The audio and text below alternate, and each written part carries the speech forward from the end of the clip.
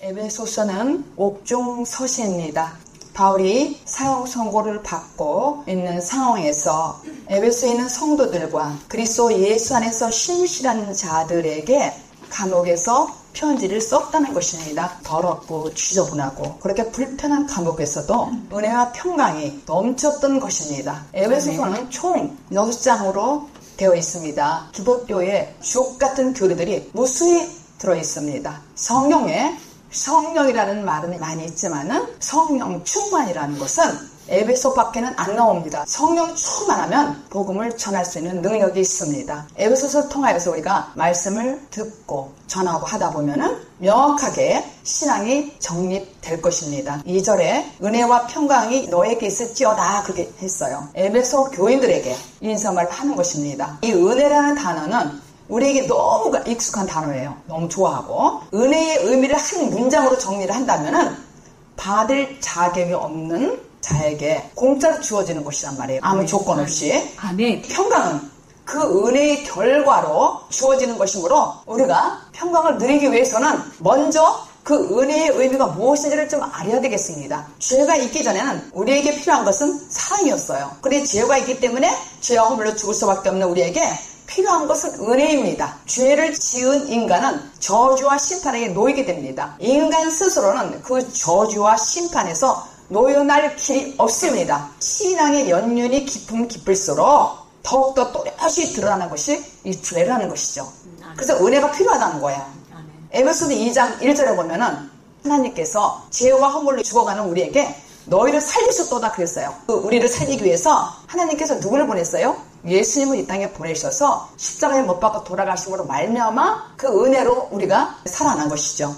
본문에서 보니까 예수 그리스도라는 말이 3번이나 나와요. 편지를 쓰는 바울 사도도, 또 편지를 받는 성도들도, 또 지금 우리들도 이 은혜는 예수 그리스도 말미암아 우리에게 주어지신 것이라는 거예요. 이런 맥락에서 그 은혜가 어떤 것인지 한번 살펴보겠습니다. 요한복음 3장 17절 19절을 읽겠습니다. 하나님이 그 아들을 세상에 보내신 것은 세상을 심판하려 하심이 아니요 저로 말미암아 세상이 구원을 받게 하려 하심이라. 저를 믿는 자는 심판을 받지 아니하는 것이요 믿지 아니하는 자는 하나님의 독생자의 이름을 믿지 아니하므로 벌써 심판을 받은 것이니라. 그 정죄는 이것이니 곧 빛이 세상에 왔을 때 사람들이 자기 행위가 악함으로 빛보다 어두움을 더 사랑한 것이니라. 예수를 믿으면은 심판을 받지 않는데요. 예수를 믿지 않으면은 이미 심판을 받았다는 얘기예요. 이미 심판을 받고 이미 구원이 없다는 얘기예요. 그 예수님은 지금 우리에게 어떻게 다가옵니까? 참다운 말씀으로 다가오는 거예요. 그 말씀을 믿고 따르면 구원에 이르게 되는 것이고 그 말씀을 거절하면 심판 아래 이미 있다는 거예요. 요한복음 1장 3절 5절 읽겠습니다. 만물이 그로 말미암아 지은 바 되었으니 지은 것이 하나도 그가 없이는 된 것이 없느니라. 그 안에 생명이 있었으니 이 생명은 사람들의 빛이라. 빛이 어두움에 비치되 어두움이 깨닫지 못하더라. 빛이 왔으나 세상은 그 빛을 알아보지 못했다는 거예요. 하나님께서 구속하시기로 택한 하나님의 모든 백성 전체가 예수님을 알아보지 못했다는 거예요. 아예 죽어있는 우리에게는 어떤 것도 분별할 수 있는 은혜가 없어요. 그래서 우리에게 뭐가 필요해요? 은혜가 필연적으로 필요한 것이에요. 아멘. 그 다음에 마태복음 4장 16절. 흑암에 앉은 백성이 큰 빛을 보았고 사망의 땅과 그늘에 앉은 자들에게 빛이 비추었도다 하였느니라. 예수님이 오실 때에 성령은 어둠과 흑암을 비추는 빛이라고 설명하는 거예요. 창세기 1장 2절에 보면은 혼돈과 공허와 흑암이 깊음 위에 있고 그랬어요. 빛이 오기 전에 예수 그리스도가 나에게 임하기 전에는 우리는 공허와 흑암 깊음 위에 있었다는 얘기예요. 많은 성도들이 허다한 무리들이 교회를 오랫동안 다니지만은 혼동된 상태에서 교회를 다니고 있단 말이에요. 전부 소경이란 말이에요. 빛이 임하지 않았다니까. 그리스도가 내 안에 와야만 빛이 내 안에 왔다는 거예요.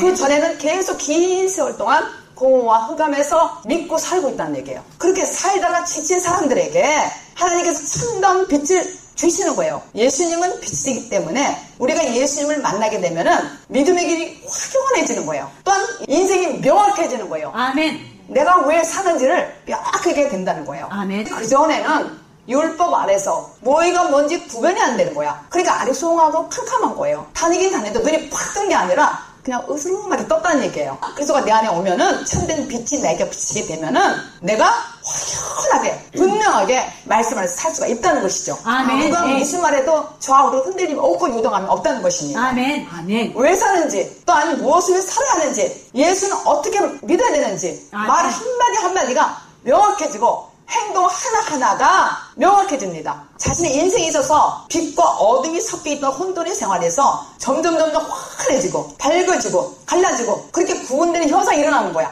근데 이걸 본인이 알아요. 어느 날 어느새 알아. 내가 거듭나면 어느새 내가 눈이 열려지는 거야. 확연해지는 거야. 명확해지는 거야. 그럼 상대방을 보면 알아요. 저 사람이 지금 공허에서 있는지 흑암에 있는지 혼돈에서 허들이지 않단 말이에요.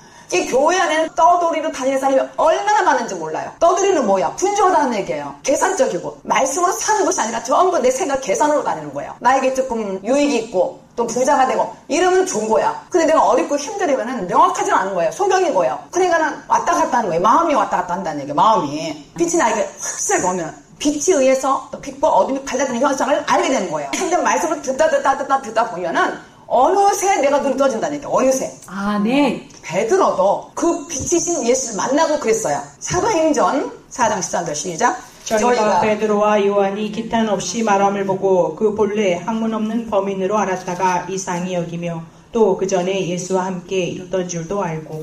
많은 사람들이 베드로와 요한을 보면서 그들이 본래에 학문이 없고 평범한 사람들이 있는지 알았는데 말을 하는 거 보니까 소극적으로 하는 게 아니에요. 그들은 태도가 당당하고 공개적으로 확신을 가지고 얘기하더라는 얘기예요. 아멘. 그게 기탄 없다는 의미예요. 뭐가 뭔지 몰라서 말을 못하는 게 아니라 당당하게 확신을 갖고 얘기한다는 것입니다. 장님과 눈뜬 자의 차이점이라고 할 수 있는 거예요. 교회 다녀도 눈 떠서 다니는지 장님인지 몰라요. 화단부리들은. 명확하게 아는 사람은 눈 떠 뭔지 안단 말이에요. 분별의 영이 있다는 얘기죠. 분별의 영이. 이렇게 할 수 있는 것은 자신이 인생에서 빛이신 예수 그리스도를 만났다는 거예요. 1절부터 2절에 보니까 예수 그리스도라는 단어가 3번이나 나와요. 그걸 보면은 예수님께서 하신 일이 무엇인지를 정확히 알고 있다는 거예요. 바울이. 그 예수 그리스도라는 안에는 메시아가 있단 말이에요. 메시아. 네. 하나님께서 우리에게 주신다고 약속하신 그 평강은 예수로 말미암아 우리에게 왔다는 거예요. 바울이 이걸 정확하게 자기가 체험하고 경험한 거예요. 은혜와 평강에서 뛰어나 이 안에는 메시아, 우리를 구원하신 메시아 하나님이 계시다는 것이죠. 아멘. 바울 사도가 은혜의 다음에 평강을 썼잖아요. 세상이 말하는 평강과 다른 거예요. 성경이 말하는 평강은 육신적인 것들 어떤 좋은 것들이 나에게 오지 않아도 변함이 없다는 얘기예요. 아멘. 그 하늘의 것을 평안이라고 부르는 것이죠. 아멘. 예수님께서 말씀하신 평안을 구체적으로 또 한번 살펴보겠습니다. 누가복음 12장 1절 먼저 읽겠습니다. 내가 세상에 화평을 주려고 온 줄로 아느냐? 내가 너희에게 이르노니 아니라 도리어 금쟁케 하려 함이로다. 또 이해가 안 되잖아. 아니 예수님이 우리들에게 화평을 주러 온 게 아니래요. 도리어 분쟁케 하러 갔다는 거야. 그러니까 이해가 잘 안 되는 말이에요. 예수님께서 주시는 평화는 그 이전에 분쟁이 먼저 있다는 얘기예요. 그걸 전제로 하는 거예요. 우리도 생각해보면, 우리 과거를 생각해보면은 예수 만나기 전에는 이렇게 믿어도 되나? 공허와 혼돈 속에서 왔다 갔다 했단 말이에요. 내 마음대로 행동했어. 하나님을 떠난 소경들이기 때문에 엉망진창했단 말이에요. 내 인생이. 돈이 있어도 엉망진창이고 없어도 엉망진창이고 교회를 다녀도 나이가 40, 50, 60 되면은 더 느끼는 거예요. 그러다가 이 말씀 나한테 들어가면 분쟁이 일어나요. 근데 막 분쟁이 일어날 때는 평강을 주시려고 하는 거예요, 우리에게. 그래서 내가 너에게 화평을 주려고 온 게 아니라 사실은 분쟁을 주러 왔다 그러는 거예요. 이해가 좀 안 되는 말씀이지만은 영적으로 보면은 굉장히 이해가 되는 말씀이죠. 우리가 교회를 갔는데 속은 더럽고 아직 깨끗하지 않는데 겉으로는 네네네 잘 믿는 것처럼 하는 거 있잖아요. 이러면 안 된다는 거예요. 우리의 이 내면을 그냥 두고서 외부에 나타나는 것만 고쳐보려고 한다는 건 아니라는 얘기예요. 아멘. 아무리 노력해도 결과적으로는 좋은 열매가 맺지 않더라고. 갈등이 와야 돼. 아직 갈등이 오지 않는 사람은 엉망진창으로 살아요. 왔다 갔다. 갈등이 와야 돼. 해도 안 되는 거야. 여러 가지로. 분쟁이 오는 거야. 예수를 믿어도 평강이 없는 거예요. 마음에는. 내내 웃긴 해. 근데 이 속마음에서는 근심이 있는 거예요. 뭔가 한 가지는 근심이 있더라고요. 그럴 때 하나님을 찾고 기도하게 되네. 그리고 사람을 만나게 돼. 어떤 사람을 만나요? 말씀 있는 사람을 하나님이 붙여주셔요. 아멘. 근데 그런 사람들을 붙여서 말씀을 듣다가 보면은 분쟁이 오는 거야. 그 분쟁이 뭔지 알아요? 교회 안에서는 시기질 경쟁이 있어요. 저 사람이 잘 살으면 나한테 시기질투가 나오고 그때부터 막 분쟁이 일어나는 거야. 그걸 잘 잡고 인내하면 말씀이 들어와요. 근데 그걸 못 참아. 그러고 말씀을 떠나요. 우리가 예수님에게 잡히는 순간이 온단 말이에요. 어느 날. 딱 잡히는 순간이 와요. 그전에는 잡힌 것 같지 않아. 내가 너무 의가 강해서. 그런데 예수님의 손에 팍 잡히는 순간에 내 뜻대로 살 수 없단 말이에요. 그때부터는 아멘. 정말 내가 해도 안 돼. 내가 의지했던 모든 삶이 무산되는 거예요. 창세기 12장에 보면은 하나님께서 아브라함에게 너는 너의 본토 친척 아버지를 떠나라 그랬어요. 왜 떠나라고 하냐면 복을 주시기 위해서. 우리 모두에게는 어떤 형태로든지 아비가 있어요. 지금 우리에게 진짜 아비일 수도 있고 진짜 배우자일 수도 있고 자식일 수가 있단 말이에요. 근데 이걸 떠나라는 거예요. 영적으로 마음으로 다 떠나라는 얘기예요. 네가 좋아하는 모든 것들 떠나라는 거예요. 자식도 배우자도 부모도 다 떠나라는 거예요. 마음에서. 아멘. 우리가 아비에게 종속되는 한 나의 아름다운 색깔이 있잖아요. 원래 고유한 빛깔. 죄 짓기 전에 저 하늘나라에 있을 때 혼이 고유한 빛깔이 있어요. 이것이 퇴색되고 위선적으로 인생을 살 수밖에 없어. 그때부터 주님이 손을 대시기 시작하는 거예요. 내가 좋아하는 아비가 있단 말이에요. 거기서 나오라는 얘기예요, 주님이. 아멘. 근데 나오라 하는 것은 복을 주기 위해서요. 아멘. 이렇게 살면은 안 된다. 그런 식으로 믿으면 절대 안 된다. 주님께서 드러내시는 거예요. 교회 다니다 보면은 목사님을 통하든지 어떤 말을 듣게 되잖아요. 아유, 그렇게 믿으면 안 되는데. 이렇게 책망받는 때가 사실은 하나님이 하시는 거예요. 그걸 듣기 싫어한단 말이에요. 이 사람 마음속에서는 갈등과 분쟁이 일어나는 거예요. 그 분쟁이 어떻게 오느냐? 52절, 53절을 한번 읽겠습니다. 이후부터 한 집에 5사람이 있어 분쟁하되 셋이 둘과 둘이 셋과 하리니 아비가 아들과 아들이 아비와 어미가 딸과 딸이 어미와 시어미가 며느리와 며느리가 시어미와 분쟁하리라 하시니라. 한 집에 5사람이 있대요. 이 한 집은 가정을 얘기하는 게 아니에요. 내 영혼이 거하는 집을 얘기하는 거예요. 나. 5은 무엇을 상징하냐면 율법을 상징하는 거예요. 부자와 나사로, 부자의 5 형제가 있다고 했잖아요. 그것처럼 5은 율법을 상징하는 거예요. 5이 사는데 셋이 둘이 셋 이렇게 분쟁한다는 거예요. 시끌벅적하다는 거예요. 꼭 이렇게 믿어야 되겠어? 옆에서 누가 그러고 꼭 거기만 가야 되겠느냐? 이런 말도 듣고 또 내 자신이 복잡한 것도 있고 나의 옳다함이 강하니까 자꾸 갈등이 일어나잖아요. 이것이 예수님이 여러분을 키우는 과정이라고요. 아멘. 우리가 자라는 과정은 이 말씀 안에서 갈등이 있는 거예요. 그게 좋은 거지. 갈등하지 않고 덩덩덩 다니는 사람이 있어. 이 사람들은 분주하기만 해요. 왜냐면 말씀을 모르기 때문에. 말씀을 아무리 들어도 이 속에는 공허와 바람만 들었어요. 바람만. 이 바람이 빠져야 되는데 풍선가 붕붕붕 떠다니는 거예요. 기쁨이 없고 만족이 없는 거예요. 자기 인생에 돈만 얘기하는 게 아니에요. 돈 많아서 좋은 게 아니라고요. 많으면 좀 살기 편안하겠지. 그것보다 우선은 생명 충만. 말씀 충만해요. 아멘. 능력 충만. 이렇게 해야 돼요. 아멘. 요한복음 1장 5절에 보면은 빛이 어둠의 빛이되 어둠이 깨닫지 못하더라 그랬어요. 빛이 예수 그리스도잖아요. 어둠이 깨닫지 못한대요. 그러니까 소경이 다니지 교회를. 누가 그랬어요? 옛날에 우리가 그랬지. 그래서 세례 요한은 빛을 설명하러 왔다고 그랬어요. 빛이 온다는 걸 내가 얘기하러 온다는 거예요. 그러니까 회개하라고 그러잖아요. 너 가지고 다 버리라는 거예요. 아멘. 버려라. 그래야 빛이 임한다는 거야. 나를 버리는 거지. 아멘. 그게 회개예요. 아멘. 그러면 나에게 빛이 오는 거야. 그 평강은 죄인들은 아무도 받아들일 수 없단 말이에요. 그래서 늘 평강이 없어. 막 오도방벽 떠는 거예요. 빛이 없기 때문에, 평강이 없기 때문에 그렇다는 얘기예요. 예수님이 그것에 대해서 확실하게 밝혀주시는 거예요. 주님을 만나게 되었을 때 비로소 빛과 어둠이 나눠지는 거예요. 예수님이 오셔서 여러분에게 불을 붙이는 거예요. 생명의 불이 여러분 마음속에 확 타는 거예요. 이제 그런 다음에 내가 너무 부끄러워. 나중에는 내가 왜 그랬을까? 그때 왜 내가 대들었을까? 이렇게 오는 거예요. 여러분이 알 거는 예수를 믿으면 오히려 분쟁이 생겨. 어떤 분들은 예수 믿었더니 되는 게 하나도 없다고 그러더라고요. 되는 게 없지. 사업도 망하지. 실패하지. 또 사별도 하지. 몸도 아프지. 화해도 안 되지. 갈등이 오는 거야. 갈등이 오는 건 좋은 거예요. 예수 그리스도 안에서 깊이 들어가는 거예요. 말씀으로. 깊이. 그리고 우리가 은혜가 와야 되겠죠? 은혜가 오면 평강이 오잖아요. 얼굴이 환해지잖아. 그래서 실생으로 웃잖아. 뭐 되는 것도 없는데 웃음이 나. 내가 복음으로 사는데 표가 나야 되잖아. 나 안에. 웃음이 나야 되잖아요. 아멘. 그게 나온다는 건 누가 무슨 말해도 화가 나지 않는다는 얘기야. 아멘. 배우자 간에도 옛날에는 한마디 두마디 이렇게 할 수 있어요. 근데 은혜와 평강이 오면은 그냥 괜찮아진다는 얘기예요. 아멘. 그게 은혜와 평강이에요. 너무 중요하다니까. 아멘. 은혜와 평강이. 아멘. 그래서 3절 읽겠습니다. 3절 본문. 찬송하리로다. 하나님 곧 우리 주 예수 그리스도의 아버지께서 그리스도 안에서 하늘에 속한 모든 신령한 복으로 우리에게 복 주시네. 그리스도 안에 있는 자는 하늘에 속한 모든 것을 알았어요. 하늘에 속한 모든 것. 이게 도대체 뭘까? 하늘의 본성과 특징과 하늘의 분위기예요. 아멘. 영적인 얘기예요. 아멘. 하늘에 속한 사람은 영적인 걸 알기 때문에 하늘의 그 특징과 본성과 분위기를 내가 알 수 있는 거예요. 뭐 딴 게 아니라 하늘에 있는 걸 내가 안다는 얘기예요. 쉬운 말로. 모든 신령한 복. 신령한 복이 뭘까? 하나님께서 축복하는 통로예요. 아멘. 이게 무슨 말이냐? 기도할 때에 주님이 저에게 통로로 오셔서 하나하나를 설명해 주시는 거예요. 아멘. 아니면은 비몽사몽간에 주님께 저에게 알려주시고. 아멘. 이게 통로예요. 영적인 통로. 아멘. 신령한 복, 즉 축복의 실제란 얘기예요. 아멘. 축복이라는 것은 물질이 매도 이렇게 오는 게 아니라 통로가 있어가지고 주님의 분위기를 알게 되고 주님의 특징을 알게 되고 본성을 알게 되는 거예요. 하늘에 속한 신령한 복은 정말 비밀이에요. 이거는 아멘.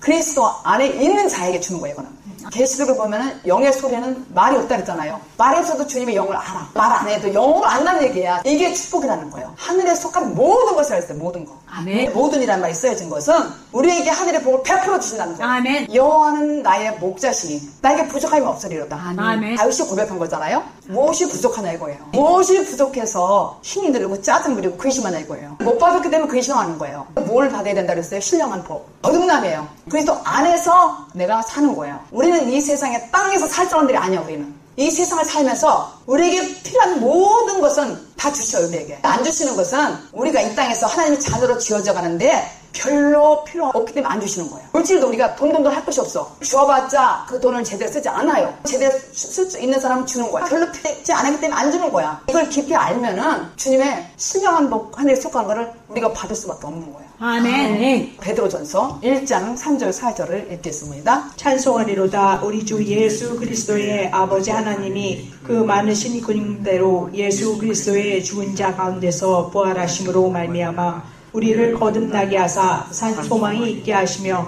썩지 않고 더럽지 않고 새하지 아니하는 기업을 있게 하시나니 곧 너희를 위하여 하늘에 간직하신 것이라. 아멘. 긍휼하신 하나님은 우리를 사랑하사 예수 그리스도의 부활을 통하여 우리를 거듭나게 해서 산소망을 갖도록 하셨어요. 아멘. 그래서 우리는 왠지 산소망이 있어. 왠지 이 산소망은 우리가 죽으면 그냥 이런 몸으로 다시 사는 정도가 아니라 전혀 새로운 몸으로 부활한다는 거예요. 아멘. 아멘. 썩지 않고 더럽지 않고 취하지 않냐는 기업을 잊지 않게 한다는 거예요. 상속을 준다는 거예요. 상속. 아멘. 하나님께서 은혜, 평강, 또 신령한 복으로 그리스도 안에 있는 자녀들에게만 상속해 준다는 거예요. 너를 위하여 하늘에 간직하신 것이라고 말씀하시는 거예요. 그러니까 이게 거듭남이 얼마나 중요한 거예요. 아멘. 이 거듭남이 아멘. 천국이고 하나님 나라잖아요. 이런 복이 얼마나 우리에게 귀하냔 말이에요. 그냥 이렇게 사는 게 아니라 사는 소망이라는 얘기예요. 우리가 불완전한 세상에서 조금 나아진 걸 여기 모인 게 아니잖아요. 여러분들이 그냥 모인 게 아니야. 완전한 몸으로 영원토록 사는 이 산소망, 그리스도 안에서 사는